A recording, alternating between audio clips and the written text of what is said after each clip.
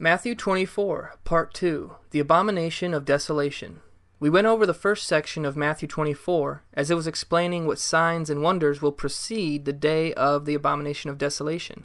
Now we'll be looking at the actual day the Abomination of Desolation took place. Matthew 24, verse 15 through 16. When ye therefore shall see the abomination of desolation spoken of by Daniel the prophet stand in the holy place, then let them which be in Judea flee into the mountains. Adam Clarke explains the meaning of abomination of desolation. He says, this is a Hebrew expression meaning an abominable or hateful destroyer. Near the time of Passover in the year 70 AD, the Roman army compassed Jerusalem, stood in the holy temple, and desolated everything. Thus many Judeans fled into the mountains that day. Yeshua was confirming what Daniel said also. Daniel 11, verse 31. And arms, the Roman army, shall stand on his part, and they shall pollute the sanctuary of strength, and shall take away the daily sacrifice, and they shall place the abomination that maketh desolate. Daniel 12:11. And from the time that the daily sacrifice shall be taken away, and the abomination that maketh desolate set up. Daniel 9:26. And the people of the prince that shall come shall destroy the city and the sanctuary. The Roman army planted their emblems and pagan symbols in the inner courts of the temple, then proceeded to make it desolate.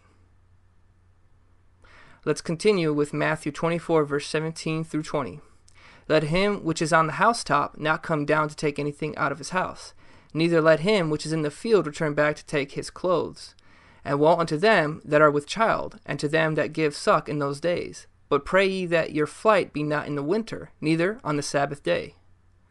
This section proves that this is in reference to the first century Jerusalem. There was farmland, flat rooftops to host a guest, and also the winter season in the first century would have been the worst time to have to flee, especially with children. Lastly, the city had enormous gates, which were closed during the Sabbath. Attacked on that day would have been the worst. Matthew 24, verse 27 through 28.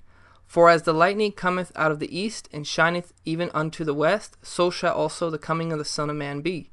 For wheresoever the carcass is, there will the eagles be gathered together. Lightning shining from east to west just means that the day of invasion will be unexpected and quickly executed.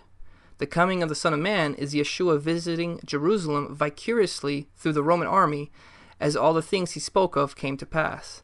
The Father speaks in the Torah of coming to judge Egypt, not literally but also vicariously through Moses. Isaiah 19, verse 1. Behold, Yahweh rideth upon a swift cloud, and shall come into Egypt. And finally, the eagles to be gathered together around the carcass was the Roman army's symbol, as of course we already know, gathered around Jerusalem as the death toll was rising. To conclude this section, the abomination of desolation came to pass, and was in reference to the Roman army invading Jerusalem in the year 70 AD, around the time of Passover.